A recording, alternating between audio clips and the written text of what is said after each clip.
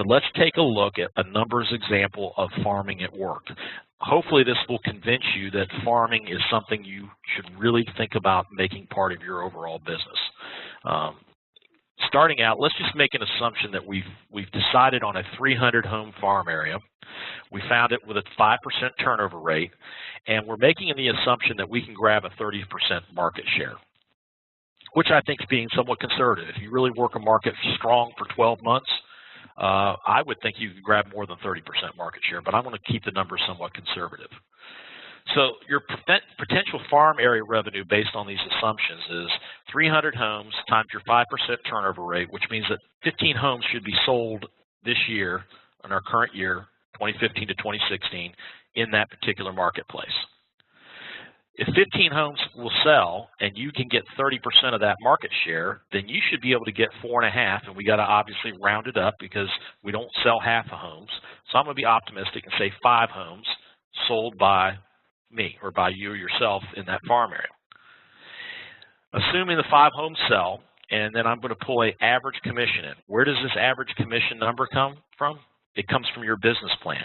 When you do your initial business plan at the beginning of the year, and you use the one that Coldwell Banker provides on CB Florida, it very specifically has you break down what you want to make in a year, what you believe your average price range of the properties you're going to sell is at, and then you break that down on a commission rate that's realistic. You know, we talk about SMART goals being specific, measurable, attainable, realistic, targeted.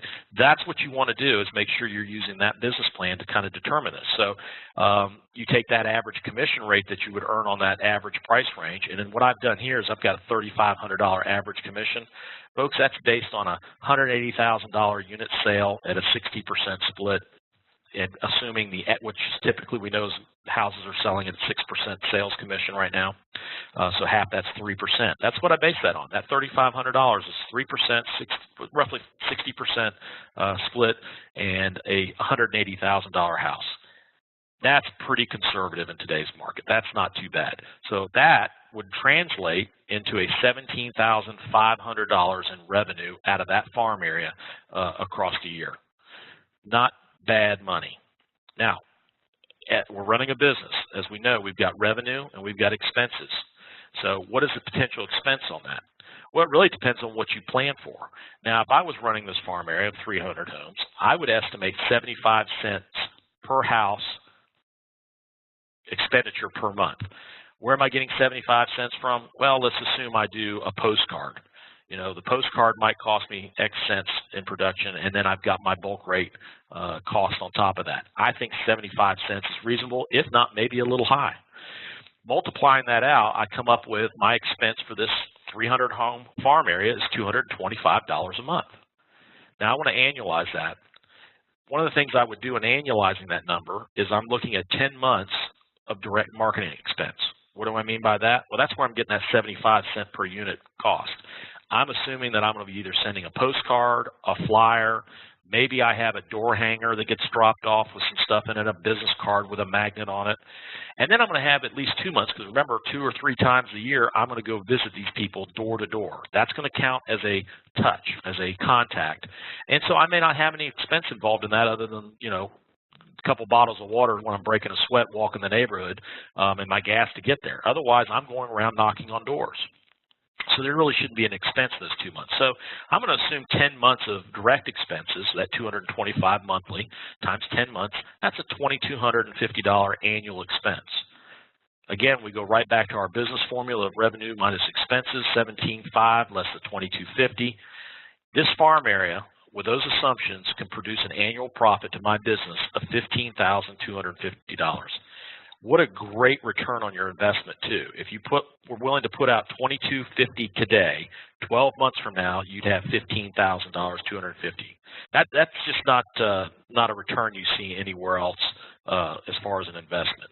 So consider farming simply based on what the numbers are dictating to you. What if you were able to double this? What if you had 600 houses? Well, the beauty of that would be $30,000 profit. And based on the economies of scale, I might actually get a little lower expense per unit simply because I was doing a larger area. But again, be careful how big you get. Don't get bigger than your business is yet. As your business grows, you continue to grow this farm area. A couple of years from now, I would love to see a couple thousand houses that you're farming. So that leads us to our next couple steps, step 4 and 5, dealing with the contacts themselves. Once I've determined that target area and I've determined the size, now I need to go get the information on how to contact these folks. Lots of different resources out there. You can use a reverse telephone directory. You can go to the property appraiser records, the county tax records. Commercial data mailing services such as agent mailings would be a good source. Another great source that I really like is the Cole Realty Resources. It's a great starting point. We've done some webinars. I did a webinar recently on using Cole Realty to pull data, and particularly for a farm area.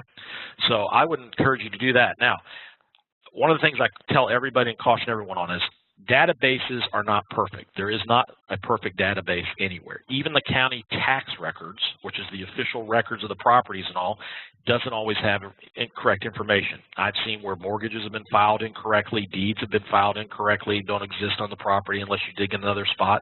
I've seen spelling errors. So don't take anything as gospel. Remember, these are all starting points for this database.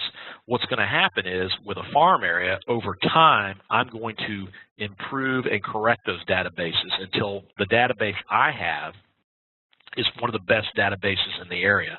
And that becomes, for a real estate agent, becomes an asset of their business. Your contact, your book of contacts, or your book of business will become an asset.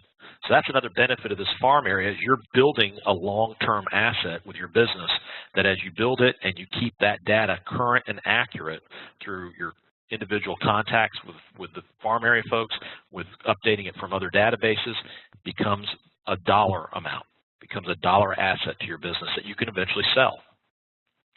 So once you've collected that information, you need to get it set up and maintained in a regular database. Obviously, the most ideal place for this information will be in your InTouch program. I'm so excited this year that we did get InTouch, that we have a contact management system for all our agents in Coldwell Banker here in Florida. I think that that's invaluable, what you're going to get out of a contact management system, particularly when it comes to your farm area. So you want to gather your personal information on these folks, their names, addresses, phone numbers, who they work for, their occupation, anniversaries and birth dates. Those are great little things that you can put into the InTouch program. Remember, when you plug an anniversary for a property purchase or sale or birth dates, that automatically pops up as a tickler reminder on your dashboard and lets you know that it's time to send those people a wish, happy birthday wish, or congratulations on their 1-year anniversary in their new home, etc. Maintain best day and time to contact in the notes or the comment section or wherever you want to place that in that database. You also want to track the home and transaction information as you collect that data. Again, this is not going to be an overnight process. This is going to be something that's going to take you time, and that's fine because you're still working the farm area and you're still fertilizing, if you will, the crop. But go through the public addresses or public records and the other sources such as official records, property tax records with the county, and collect information like last date of purchase, the purchase price, the assessed value of that home that you're farming, and plug that into your contact management system. Don't forget, as you go through and start farming and you start making contacts to these folks, get into their contact records and update their record on the contacts you've made with them. What was the contact date? What was the method of contact? Did you send a postcard, etc.? Any contact you're making by telephone, mail, in person, specific remarks, keep that in your contact management system. Here's a big one. Don't forget, as you start making contact with these farm prospects, collect emails.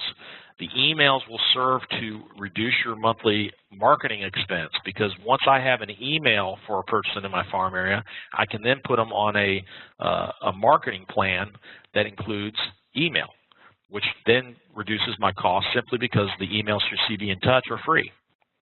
So I can send them out specific marketing pieces, or I can put them on a campaign, an email campaign, such as our Florida Market Watch. So collect emails. That's crucial when you start collecting data on farm areas. So step 6, once you've got your contacts in your contact management system, you've made all the determinations in the market area, now you're going to start to become a specialist. So your engagement techniques in becoming a specialist in that farm area are things like positioning yourself as the person to contact about real estate. They need to see your face. Your face is the golden arches, just like McDonald's has that, or the swoosh on Nike. Your face is your logo, and your name is your logo. So you need to get that out there in front of them and make them realize you're the person to contact about real estate. Get thoroughly familiar with all the types of homes, the support systems such as schools. What's going on with the school systems that serve that particular neighborhood? Attend neighborhood functions when you can. PTA meetings. Offer homeowners garage sale signs for uses. Lots of different things you can do in the neighborhood. If they have a common clubhouse area or something, offer some seminars. You need to drive through this area that's your farm area at least once a week. That's going to keep you on top of what's changing in the neighborhood, or what's happened, or what's new, etc. Look for new signs. Who's listed property? What changes have occurred? Are there zoning changes occurring around there? Has a new construction started on a particular back end of the property where there was vacant lots? Be aware of everything that's going on in that. And the only way you can do that is to literally physically drive that neighborhood at least once a week. Keep up with current values in the area, or excuse me, current events, not values, in the area, such as through your local newspapers. When you go out and you actually talk to these people face to face, never prospect in person empty-handed. Take marketing pieces with you. Business cards is one of your best marketing and cheapest marketing tools. I would go out with business cards. Take current flyers, market activity reports, personal promotion items, consumer brochures. Another great idea through the farming here is to carry the home warranty programs. Conduct ongoing target marketing will be your next step. Create a 12-month plan with a variety of different types of contacts. Can't emphasize this enough. When I say create a 12-month plan, a lot of people will start a farm area and go, gee whiz, I want to get a farm area going. They start it, but they have no long-term plan for it as far as marketing. You really want to go ahead and set that up the day you start your marketing, not 1 month at a time. You don't, or even 3 months at a time. I'm going to go ahead and do these things for these next 3 months, and I'll figure out the rest later on. You really want a 12-month marketing plan now, because then you can plug that into your budget and figure out, am I going to be spending properly against my budget? Am I overspending, underspending, etc.? But you also want to plan different types of contacts, so you're not doing the same stuff back to back. You don't want to send out, the same type of postcard or same size or style postcard 2 and 3 months in a row. You got to break it up. You want to do a postcard, you want to do a letter, you want to do a newsletter, then you want to go do face-to-face, some kind of order like that.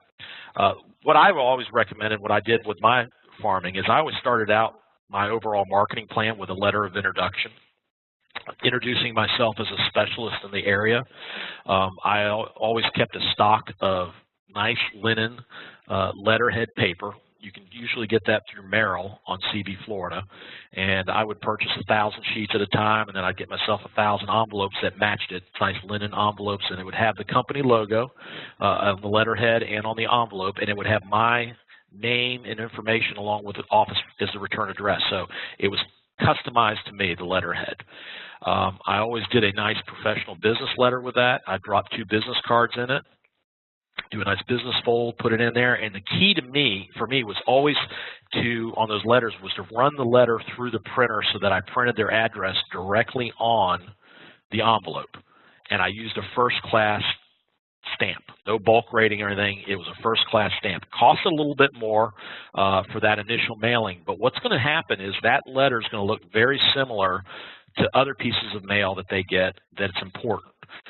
It's not going to look like junk mail. If you go through your junk mail right now, or just your mail overall, and you sorted it junk and non-junk, that's kind of what your eye starts to pick up on. What looks like it's bulk rated, so you're looking for bulk rate stamps, you toss it aside. That can't be that important if they bulk rated it. Obviously, if it's just a postcard, sometimes that's automatically tossed aside because it looked like, junk mail.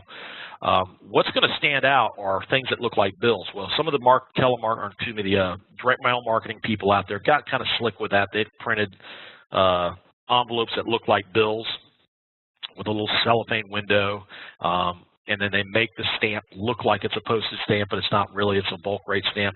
People will get wise to that. They pick up on that. So I would be very straightforward with it in a nice linen envelope, no mailing label. It's strictly the address typed by the printer on there with a first-class postage stamp. That's going to look like the letter they're getting from their doctor or their attorney, people of importance, and it's very professional looking. Now, they'll open that, and they'll, I always make everyone chuckle because they'll open it up and go, oh, that realtor got me. He got me to open up his envelope. I didn't want that realtor's nonsense.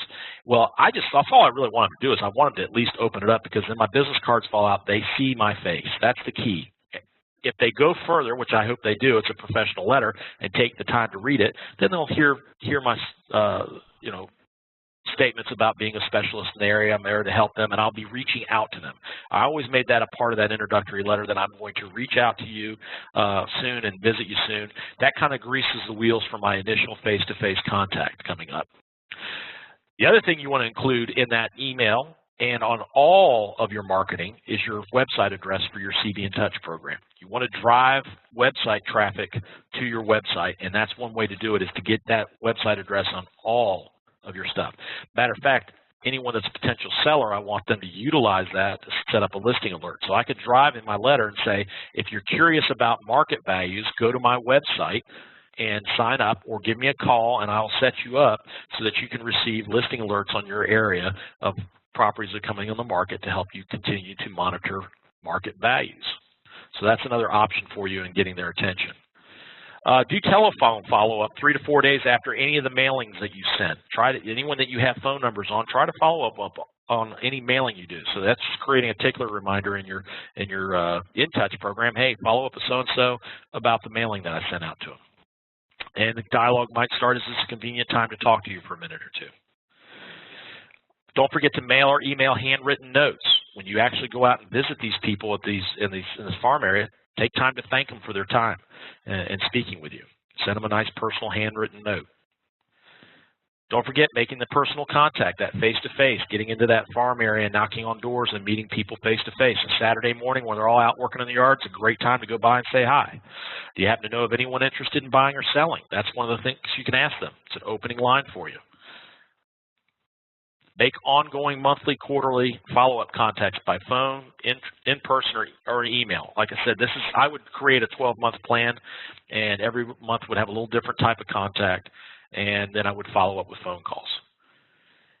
Big one that I think will help leverage you into a market share position in that farm area is including that farm area in any just listed or just sold cards that you mail or email out. That shows that you are doing business and you're successful in the business because you're selling and listing, selling and listing. So I would, and I always did, include my farm area in my just listed, just sold cards. I would send to the immediate neighborhood for the actual seller, and then if that was not in my farm area, I also included my farm area. That's going to help leverage you very quickly as a specialist. Some ideas for you. When we talk about creating this 12-month marketing plan, you have a great resource in CB Florida. It's the 2015 Contact Sport Marketing Planner, and it can be found by going to the CB Florida intranet site in the gateway and going to the home page, and about midway down, you'll see Clark's message up above it. About midway down is a section called What's New, and right here where the business plan and all that stuff is, there's a 2015 Contact Sport Marketing Planner. You'll have to click a couple times to get into it all the way, and you'll find a PDF. And in that PDF, when you launch it, looks like this. It's the 2015 Contact Sport Marketing Planner. Why is it a contact sport? Because that's what real estate is, contact sport. Nose to nose, face to face, toes to toes, selling real estate. And this plan is going to give you some suggested ideas for marketing for the year. So when you build your 12-month marketing plan for your farm area, this is a great place to start. Go through and pick out some ideas. Now, this is not all-inclusive of everything we have. This is just some suggestions. But it will give you the recommended activity up here. It will also tell you the location where to find the item, the steps to take to get there, and the related details about that particular item. So it's a great resource. I encourage everyone to go there after we get up off this webinar and download it and keep it on a hard copy of it on your computer so that you can reference it for upcoming marketing opportunities. Once I've started this marketing plan in my specific area, one of the things I want to do is that call and walk around prospecting specifically to these folks. Start to picture the momentum that you're going to gain if you're doing a once-a-month contact, and that includes personal marketing door-to-door. You know, I start out my first month, I send that introductory letter. Maybe the second month I send out a postcard of some sort. Maybe if we're early in the year, it's a reminder for your homeowner's exemption to submit for that. Then the third month, maybe that's the month I do my first walk around, and I'm taking around some kind of a door hanging gift. I could put a Market Quest or a Market Watch report in there, and maybe my business card on a magnet and a pen and a bag. Those little door hanging bags you can get from your local board for about 6 cents a piece, $6 for 100. Very cheap personal marketing. So when I go around, I start talking to them about maybe some houses I've listed or sold in that particular farm area. So maybe I've got a listing in that farm area by my third month. Now I'm going to really springboard myself forward as a specialist and into market share when I go around face-to-face and do walk-around prospecting on that list or sold. I can also do this on an open house. So I'm going to talk about either my own listings, company listings, or maybe even other company listings. Hey, did you know about the new house that was listed down the street by so-and-so? You can do a calling session with it. Choose a calling opportunity, develop your list of people you're going to call, which is your farm area. Call from your office. Don't call from I wouldn't call from my cell phone necessarily. I would call from the office directly and call for a couple hours until you get an appointment. That's the whole reason we're doing prospecting. Set your pace, keep calling, keep going. Don't take no's personally. If you go around and do this door to door, don't take a slamming of the door in your face personally. It's just business. Just keep on moving along. You never know when the next one will be open to you. And then make sure you have a good message that you're leaving on the calling machine, or if you're at their door and they don't answer, take your business card and write on the back of it. I have an important real estate matter I'd like to discuss with you. Please call me. Stick it in their door. It's a call to action. They'll call you back. What's the important real estate matter? Well, I want to talk to you about your home value. Are you aware of what your home's currently worth? Are you aware of what's going on in your local marketplace? I would love to provide you with some of that information. So that's all an opportunity to prospect to them. Your walk-around session, pretty much the same thing. Choose a particular event or promotion. If you have an open house in that farm area, take an open house flyer with you. Knock on the door so you get a lead or an appointment. Leave your business card, and that'll start leveraging your business. So I'm going to open it up to questions. I've covered quite a bit there, and like I said, I think this is the way to go to get your listing inventory built up, particularly starting now through the next 6 months, and really leveraging yourself into a super market share position by January when listing season gets heavy again.